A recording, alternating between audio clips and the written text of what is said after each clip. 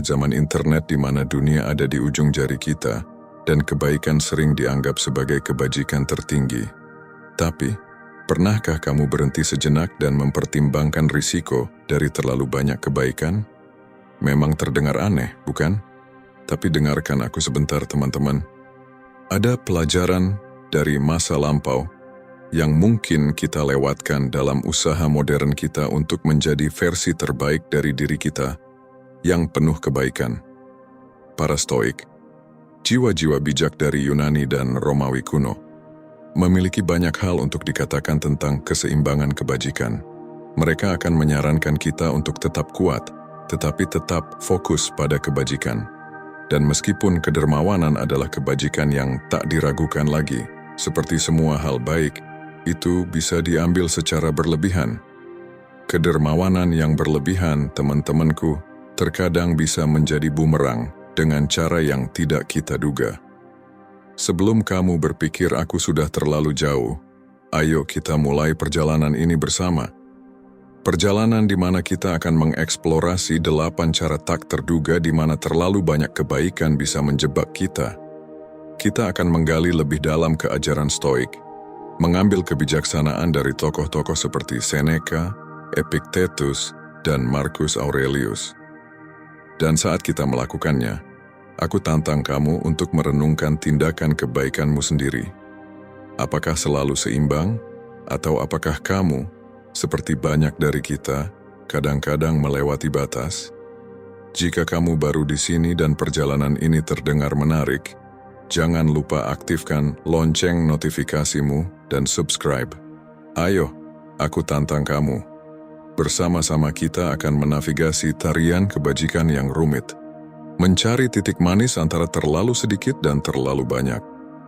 Teman-teman pencari kebijaksanaan, tetaplah bersamaku saat kita mendalami jebakan-jebakan tak terduga dari kedermawanan yang berlebihan. Karena terkadang pelajaran paling berharga datang dari tempat yang paling tak terduga. 1. Mengambil terlalu banyak beban. Kita semua pernah berada di sana, bukan? Kamu sedang berada di kumpulan teman dan seseorang menyebutkan bahwa mereka akan pindah rumah akhir pekan depan. Sebelum kamu menyadarinya, tanganmu sudah terangkat.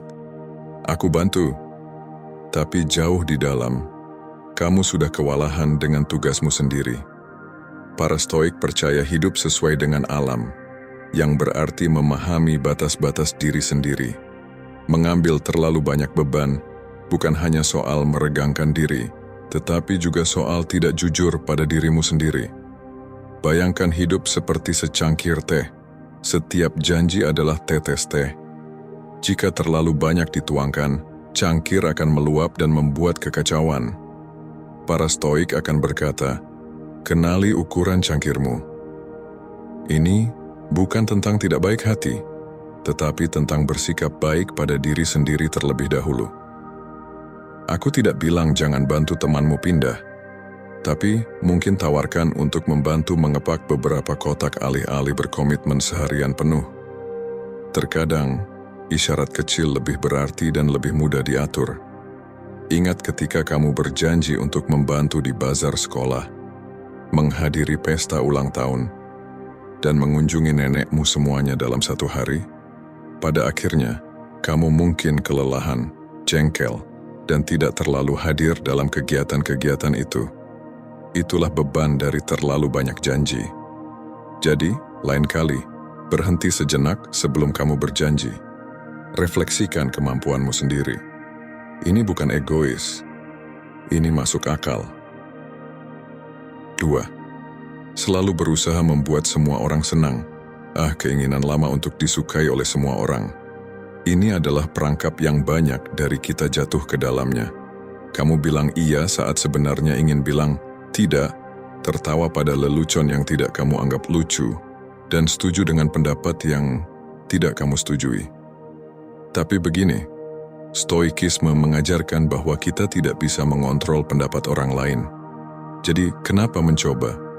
Menyenangkan orang mungkin tampak seperti bentuk kebaikan, tapi seringkali lebih tentang ketidakamanan kita sendiri. Dan jujur saja, ini melelahkan. Kamu terus-menerus mencoba memakai topeng yang berbeda, berusaha menjadi seseorang yang bukan dirimu. Dan untuk apa? Persetujuan sementara? Aku pernah mengenal seorang pria bernama Tim. Orangnya baik, tapi dia rela berusaha keras demi mendapatkan persetujuan. Suatu hari, dia memakai baju yang tidak dia suka karena itu hadiah dari temannya. Sepanjang hari, dia merasa tidak nyaman hanya demi tidak mengecewakan temannya. Tapi lucunya, temannya bahkan tidak menyadari hal itu. Para Stoik percaya pada keaslian. Jadilah dirimu sendiri dan orang yang tepat akan mendekat. Dan untuk yang tidak, ya, kamu tidak bisa menyenangkan semua orang, kan? 3. Berpikir kamu bisa mengubah orang lain. Ada pepatah yang mengatakan, kamu bisa membawa kuda ke air, tapi kamu tidak bisa memaksanya minum. Stoikisme menggema dengan sentimen ini. Kita tidak bisa mengontrol orang lain, hanya reaksi kita terhadap mereka.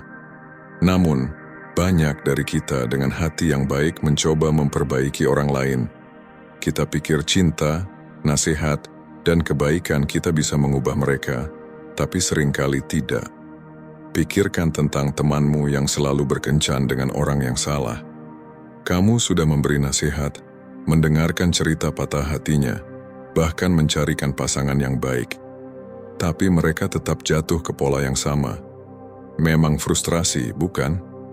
Tapi begini, setiap orang sedang menjalani perjalanannya masing-masing.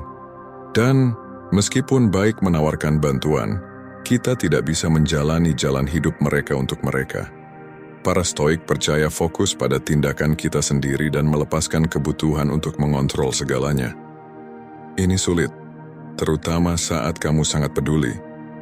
Tapi terkadang hal paling baik yang bisa kamu lakukan adalah mundur dan biarkan mereka membuat pilihan sendiri, bahkan jika itu adalah kesalahan. 4. Membiarkan orang lain memanfaatkanmu. Kebaikan adalah hal yang indah, tetapi seperti semua hal baik, terlalu banyak bisa menjadi berbahaya. Ketika kita selalu baik, selalu ada, dan selalu setuju, orang-orang mungkin mulai menganggapnya biasa. Ini tidak selalu disengaja, tapi bisa terjadi. Ingat Lucy dari kantor. Dia selalu membawa camilan buatan sendiri. Pada awalnya semua orang berterima kasih, tapi seiring waktu, itu menjadi harapan. Suatu hari dia tidak membawa apapun, dan terdengar keluhan kekecewaan. Kasihan Lucy merasa tidak dihargai dan terluka. Para Stoik mengajarkan tentang ketidakkekalan segala sesuatu. Sama seperti kita tidak boleh terlalu melekat pada imbalan eksternal, kita juga tidak boleh terlalu terbiasa dengan kebaikan yang terus-menerus dari orang lain. Dan di sisi lain, jika kita selalu menjadi pemberi, kita harus memastikan kita tidak dimanfaatkan. Ini soal keseimbangan sebenarnya. Bersikaplah baik, tapi juga tetapkan batasan. Biarkan orang tahu bahwa meskipun kebaikanmu adalah hadiah, itu bukan kewajiban. 5. Mengabaikan diri sendiri. Dalam usaha kita untuk berbuat baik kepada orang lain, kita sering melupakan diri kita sendiri. Kita mengutamakan kebutuhan orang lain. Berpikir itu adalah hal yang mulia. Tapi Stoikisme mengingatkan kita akan pentingnya merawat diri. Jika kita mengabaikan diri sendiri, bagaimana kita bisa berguna bagi orang lain? Bayangkan dirimu sebagai mobil. Jika kamu tidak mengisi bahan bakar, bagaimana kamu bisa mengantar orang lain? Kamu akan berhenti di pinggir jalan. Sama halnya dengan terus-menerus mengutamakan orang lain. Pada akhirnya, kamu akan kehabisan tenaga. Aku pernah melihat ini terjadi pada temanku Alex. Dia selalu ada untuk semua orang, selalu menempatkan dirinya di urutan terakhir sampai suatu hari dia meledak. Dia lelah, kehabisan energi, dan merasa tidak dihargai. Itu bukan pemandangan yang bagus. Jadi, luangkan waktu untuk dirimu sendiri.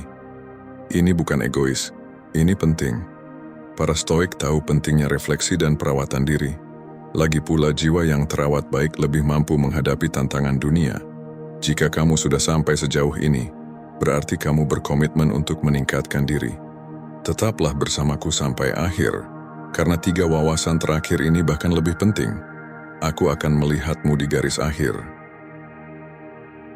6. Menghindari perselisihan. Tidak ada yang suka konflik, itu tidak nyaman, canggung, dan hanya membuat suasana jadi tidak enak. Jadi, dalam usaha untuk bersikap baik, kita sering menghindarinya. Kita membiarkan sesuatu berlalu, menyimpan pendapat kita sendiri, dan menahan perasaan kita. Tapi, Stoikisme mengajarkan bahwa terkadang konflik itu perlu. Menghindari konflik mungkin tampak seperti tindakan baik dalam jangka pendek, tapi bisa menyebabkan masalah yang lebih besar di kemudian hari. Ketidaknyamanan kecil bisa berkembang menjadi kebencian mendalam, dan perasaan yang tidak diungkapkan bisa menimbulkan kesalahpahaman. Ingat saat teman serumahmu terus meninggalkan piring kotor di mana-mana. Alih-alih membahasnya, kamu membersihkannya dengan berpikir itu adalah hal yang baik. Tapi seiring waktu, rasa kesalmu tumbuh dan suatu hari kamu meledak karena hal kecil. Para Stoik percaya dalam menghadapi tantangan secara langsung. Ini bukan tentang memicu pertengkaran tetapi membahas masalah sebelum mereka menjadi masalah besar. Ini lebih baik dalam jangka panjang, baik untuk dirimu maupun untuk orang lain. 7. Memberi terlalu banyak. Kedermawanan adalah kebajikan, tetapi seperti semua kebajikan bisa diambil terlalu jauh. Dalam usaha kita untuk berbuat baik, kita terkadang memberi lebih dari yang bisa kita tanggung, baik itu waktu, uang, atau sumber daya. Dan meskipun niatnya mulia, hasilnya bisa merugikan. Bayangkan seperti ini. Jika kamu terus menguras rekening bankmu untuk membantu orang lain, akhirnya kamu akan bangkrut. Lalu bagaimana kamu bisa membantu siapapun? Para Stoik percaya pada moderasi. Ini tentang menemukan keseimbangan antara memberi dan menjaga. Aku pernah mengenal seorang wanita bernama Sarah yang selalu meminjamkan uang kepada teman-temannya. Dia ingin membantu dan rasanya baik. Tapi seiring waktu, dia mulai kesulitan keuangan, dan saat dia membutuhkan bantuan, mereka yang pernah dia bantu menghilang. Ini adalah pelajaran yang pahit, tetapi penting. Bersikaplah dermawan, tetapi juga bijaksana. Pastikan kebutuhanmu sendiri terpenuhi sebelum membantu orang lain. Ini bukan soal pelit, tetapi tentang berkelanjutan. 8. Membutuhkan persetujuan orang lain. Zaman digital telah mengubah cara kita memandang dan mengekspresikan kebaikan. Banyak yang membagikan perbuatan baik mereka secara online, tapi penting untuk mempertanyakan motivasi kita. Apakah kita bertindak dari rasa kasih yang tulus atau kita mencari pengakuan? Marcus Aurelius pernah berkata, "Jangan buang waktu lagi berdebat tentang apa yang seharusnya menjadi orang baik. Jadilah orang baik." Kebijaksanaan yang tak lekang waktu ini mengingatkan kita bahwa kebajikan sejati terletak pada tindakan kita, bukan pada pengakuan yang diterima. Berbagi perbuatan baik kita bisa menginspirasi orang lain, tetapi penting untuk memastikan niat kita tetap murni. Ketika kebaikan menjadi transaksi, keasliannya berkurang. Para Stoik mengajarkan bahwa alih-alih mencari validasi eksternal, kita harus fokus pada nilai intrinsik dari tindakan kita. Dengan berbuat baik demi kebaikan itu sendiri, kita merangkul esensi sejati dari kebajikan. Nah, itulah perjalanan panjang tentang kebaikan dengan segala lika-likunya yang tak terduga. Siapa sangka, kan? Di dunia kita yang dipenuhi dengan suka, bagikan, dan scrolling tanpa henti, mudah untuk melupakan kebijaksanaan kuno para Stoik. Tapi seperti yang kita lihat, ajaran mereka masih relevan sampai hari ini. Sekarang, teman-teman Stoik, saat kita berdiri di persimpangan refleksi dan tindakan, aku mengajakmu untuk membagikan pemikiranmu di kolom komentar di bawah. Pernahkah kamu merasa terjebak dalam kebaikan yang berlebihan? Ceritamu adalah bintang yang menerangi komunitas Stoik ini, membimbing dan menginspirasi sesama penjelajah dalam perjalanan hidup. Dan hey, jika kamu menikmati perjalanan kecil kita hari ini, kenapa tidak menunjukkan sedikit cinta? Tekan tombol like, subscribe, dan jangan lupa lonceng notifikasinya. Kamu tidak mau ketinggalan video berikutnya, kan? Sampai jumpa di video berikutnya. Ingatlah, bersikap baiklah, bijaksanalah, dan selalu jadilah dirimu yang autentik. Untuk menonton lebih banyak video kebijaksanaan stoik, pilih salah satu video yang akan muncul di layar sekarang. Sampai jumpa.